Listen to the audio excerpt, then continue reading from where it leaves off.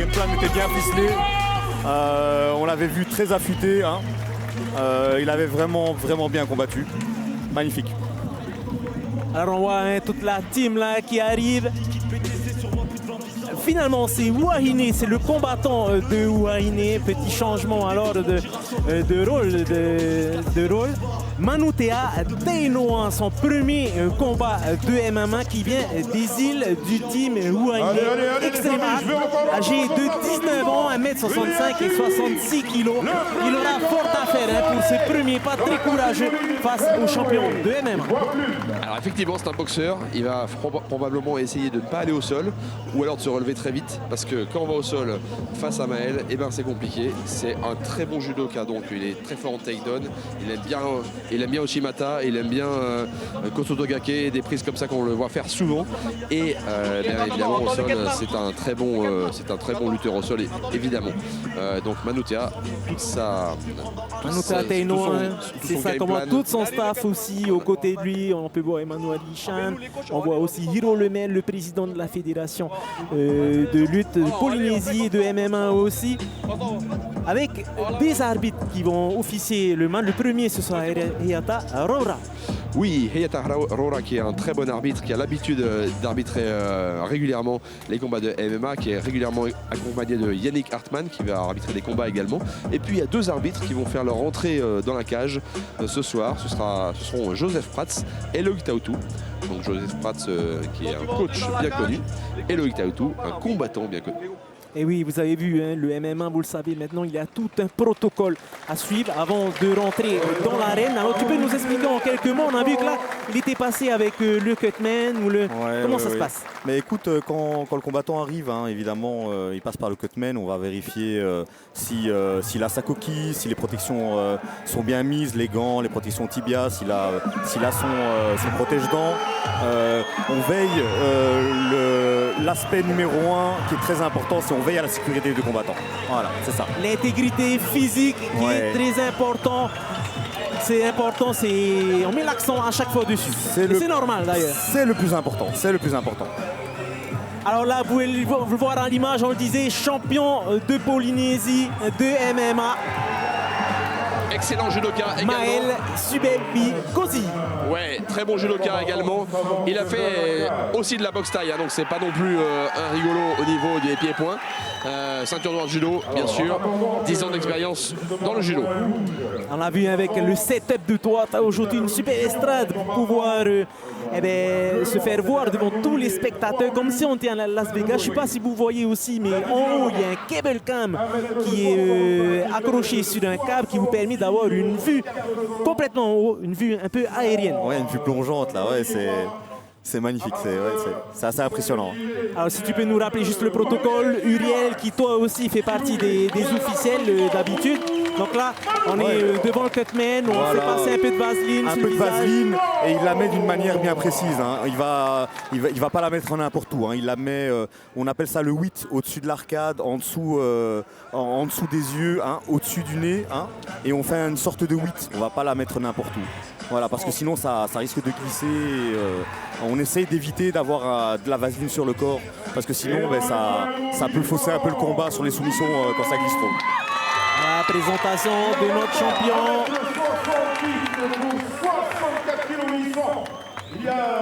Voilà tout de suite la présentation de Davidson sur Maël. Et là on peut voir notre combattant du Wahine qui, je vous rappelle, fait ses premiers pas ce soir au MMA.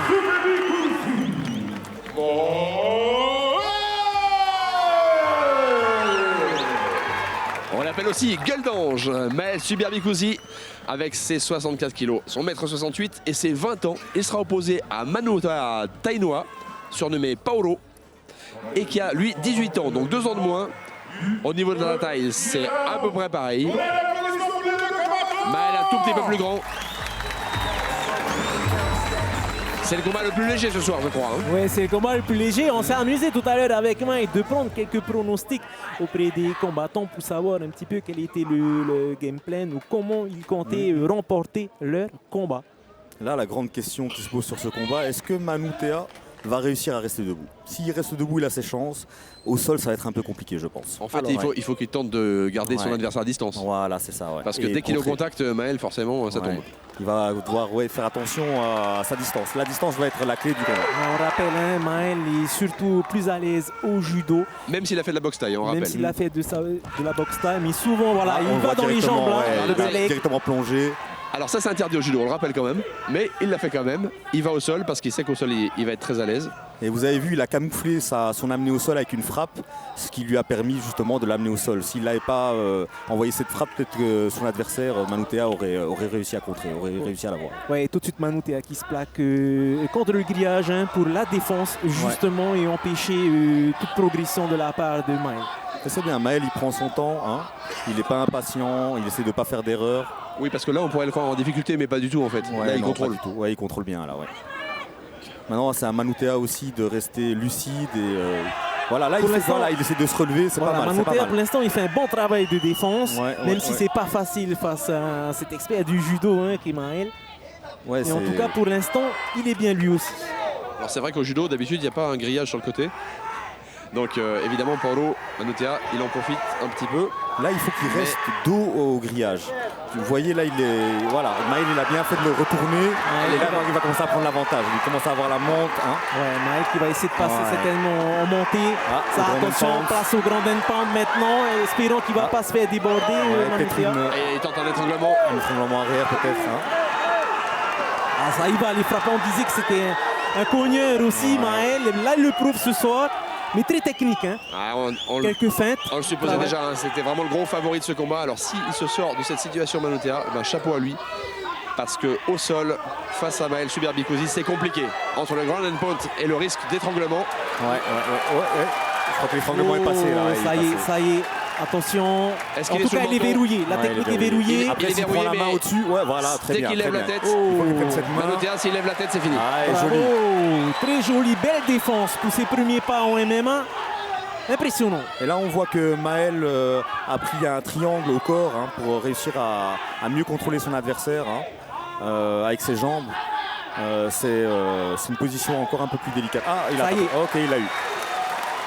C'est terminé. Voilà, c'est fait, tout le respect qui va avec. On s'y attendait évidemment, parce que forcément, le MMA c'est un sport où il faut être très complet. Et quand on a un adversaire qui est supérieur au sol, et forcément, c'est difficile. Malheureusement pour lui, Manotea n'a pas pu placer sa boxe. Mais le combattant Douarnenez n'a pas à rougir. Il n'a pas à rougir de sa prestation. Il n'a pas démérité. Hein. Il a quand même bien défendu sur certains points. Mais c'était compliqué quand même contre Maël. Hein. Il s'est fait cueillir en fait par le takedown dès le début, dans les premières secondes. Il est déçu bien sûr. Dans quelques instants, on va donc assister à la décision de ce combat qui va être lancé bien tout de suite à l'instant par Davidson. Ce premier combat chez les poids plumes avec une victoire, et vous l'aurez compris, victoire par soumission unanime de Gaël.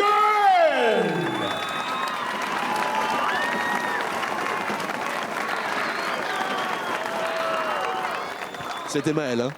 C'était Maël, on précise, c'était Maël. Et la soumission unanime, je crois que c'est un concept qui a été inventé par Davidson à l'instant. C'est ce qu'on a dit. Ok, très bien. Alors c'est effectivement écrit sur le papier de l'arbitre, on le vérifie, il me le montre, Davidson. Alors je pensais que c'était soit soumission, soit décision unanime, mais là c'est écrit soumission unanime. Voilà, tout de suite on va rejoindre le vainqueur de la soirée avec Mike sur le côté. Maël, félicitations pour cette belle victoire. Est-ce que ça correspondait à ton plan? On sait que tu étais face à un boxeur. Tu as utilisé ton judo. Effectivement, on a dit d'abord un peu de travail debout. Je voyais qu'il fuyait un peu le combat. Du coup, j'ai pris l'initiative, envoyé un crochet et tenté le takedown. C'était pas finalement une vraie prise de judo? Ton judo, tu l'as plutôt utilisé au sol? Oui, même si au judo, il n'y a pas vraiment du sol comme ça. Là, c'est vrai, j'ai pu prendre la position grâce au contrôle, surtout avec mes jambes. Voilà. C'était ton game plan d'enchaîner la soumission et le ground and pound, les deux tentatives en même temps? Non. Mon but, c'était juste de finir le combat et il a réussi à bouger, à s'échapper. Du coup, je suis parti sur la soumission. Tu es champion de Polynésie, tu as gagné à Tohata. C'est quoi tes prochaines ambitions? Bah, on verra ce qui s'offre à moi. Déjà, je vais partir à l'armée en fin d'année. Je vais essayer de continuer ce sport et on verra comment ça mène. Est-ce que dans l'armée, tu as des possibilités de continuer le MMA, sponsorisé quelque part par l'armée? Oui, il y a une équipe interarmée de MMA. Du coup, c'est pas un souci pour ça. Faut que je me fasse repérer et let's go, quoi.